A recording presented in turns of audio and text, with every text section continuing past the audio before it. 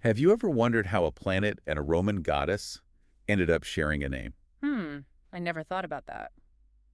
Well, get ready, because today we're doing a deep dive into the world of Venus. The planet. Not the celestial body, no. Mm. We're talking about the captivating goddess, Venus. Oh, right, of course. She reigned over love and desire. And influenced emperors, even. Exactly. And to help us untangle this web of myths, politics, and art, we have an expert joining us today. Happy to be here. So, was Venus really the ancestor of emperors? Well, And how did she manage to hold sway over both love and war? okay, well, let's back up for a second Let's because, find out. One thing I found fascinating was how Venus wasn't just about romantic love. oh, absolutely not. She was worshipped for fertility, prosperity, and even better wine. Wine. Yeah. Yeah. Can you imagine praying to the goddess of love for a better vintage? Wow, that's a new one. I mean, I know Roman religion was intertwined with their daily lives, but Right. What's that all about? well, you've got to remember that as an agrarian society, their survival depended on nature's generosity. Okay, that makes sense. So Venus, with her connection to fertility and growth, wasn't just about romantic love. She represented the land's ability to provide. So a bountiful harvest was like a love letter from Venus. Exactly. It was essential for Rome's survival. That makes a lot of sense. But speaking of love letters, we can't forget Venus's rather, shall we say, colorful love life, Ah, yes, her love life. especially her scandalous affair with Mars, the god of war. Right, Mars. One source even mentioned something about a net of chains and some red-faced gods. Oh, dear. It sounds more like a reality TV show than a myth. Well, it does sound a bit dramatic, doesn't it? It does. So what can you tell us about that? What's the real story there? It's easy to see these myths as just gossip, right? Yeah. But for the Romans, these stories were their way of understanding the world, the forces at play within it.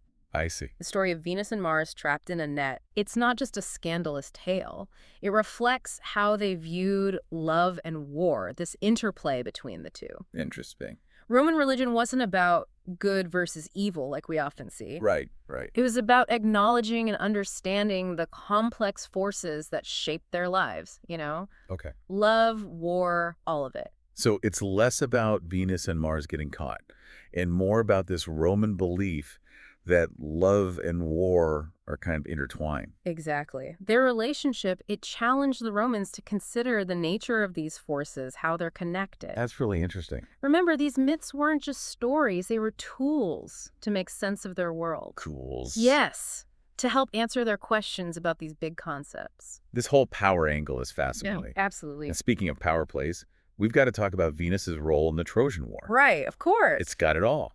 Bribes, beauty contests, And let's not forget. a chain of events that led to Rome's very founding. Exactly, a pivotal moment. Talk about high stakes. High stakes indeed. So tell us, what's the significance of this story? This is where things get really interesting, especially for anyone who's fascinated by Roman politics. Okay, I'm intrigued. Tell me more. You see, for the Romans, the Trojan War wasn't just a Greek tragedy. Right. It was central to their origin story. Wow. And figures like Julius Caesar and Augustus, they recognized the power of that narrative. They did? Both of them claimed Venus as their ancestor. No way. Oh, yeah. They used her divine lineage to legitimize their rule. Wait, are you saying that emperors use love stories as political tools? It's true. By connecting themselves to Venus, these rulers tapped into a powerful narrative. Divine right, destiny, all that. Exactly.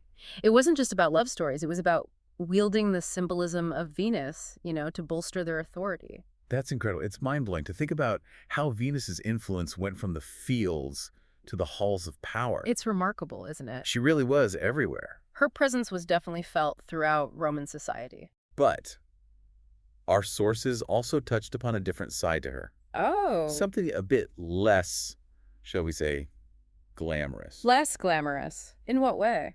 We're talking about Venus Libitina, Ah, yes. her connection to death and funerals. Right. Seems like a strange pairing for the goddess of love, wouldn't you say? It might seem contradictory, sure, at first glance at least. Right. But remember, Roman religion, It wasn't about fitting deities into neat little boxes. Okay, true. Venus Libitina, she represented the cycle of life and death, acknowledging that love has the potential for both immense joy and Man. profound sorrow. So she was both sides of that coin. Precisely. Wow. It's a reminder that even in the face of death, beauty and love can be found. Exactly. Even in those darker moments. That's a really beautiful, albeit slightly melancholic way of looking at it. It does make you think. Makes you think about all those heartbroken poets who probably called on Venus for inspiration. Maybe along with a stiff drink or two. Perhaps. Perhaps. But speaking of complicated relationships, Oh, yes. can we talk about the myth of Venus and Psyche? Of course. A classic tale. The idea of Psyche having to sort through a mountain of grains An impossible task, really. just to win back her divine love seems a bit extreme, don't you think? Well, it's a testament to the trials or tribulations of love, even for a goddess. Right. The myth of Venus and Psyche is fascinating Why is that? because it shows that even a goddess with all her power and influence wasn't immune to jealousy. Venus got jealous. Even Venus. She felt threatened by Psyche's beauty. Oh, wow. And the tasks, the impossible tasks Psyche had to undertake, they were a reflection of Venus's insecurity. So if not just a story about love. It goes beyond that. Mm-mm. This myth also shines a light on the realities of being a woman in Roman society. What do you mean? Imagine the different interpretations this myth inspired. Like what? For some, it might have reinforced the importance of obedience, Okay. resilience even in the face of challenges, while others might have found solace in knowing that even goddesses experienced hardship in love. So there's this sense of even goddesses struggle with this stuff. Exactly. It reminds us that these myths were often viewed through different lenses, Like, depending on who you were, your experiences. Exactly. Social standing, personal experiences, all of that played a role in how these myths were understood. I like that. It adds a layer of complexity, don't you think? It does. This deep dive has been incredibly eye-opening. It's been a pleasure exploring this with you. It's amazing to see how Venus, a goddess, often associated just with love and beauty, was so deeply intertwined with Roman society. She really was everywhere. From influencing harvests to inspiring political strategies, And let's not forget. even reminding people of life's fragility. Exactly. Death, even. She truly was a multifaceted figure. Absolutely. And that's what makes her so fascinating to study. It's like we've, uncovered this like hidden tapestry. A tapestry. Yeah, woven through Roman life. And Venus is the thread, connecting it all. That's a really great way to put it. I like that. These myths, they weren't just stories, they were reflections, Reflections of. of Roman values, their anxieties, their aspirations. And Venus embodies that. Venus in all her complexity, absolutely, it's what makes her so fascinating. It's been amazing to, go beyond the surface level, to really understand her influence, how deep it runs. It's what makes studying ancient culture so rewarding, isn't it? It really is. It challenges us to look beyond our own assumptions, to see things differently. To appreciate the richness, the complexity of their worldviews, to step outside ourselves a bit. It makes you wonder, What's that? what would the Romans think About? about our world?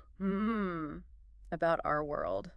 Well, that's a fascinating question. Would they be surprised by, our technology, our obsession with celebrities? Or even just, our global interconnectedness. The fact that we can have this conversation and... People all over can listen. Exactly. It's a completely different world. It makes you think, doesn't it? About how our values shape our world, just like theirs shaped ancient Rome. It's all connected, isn't it?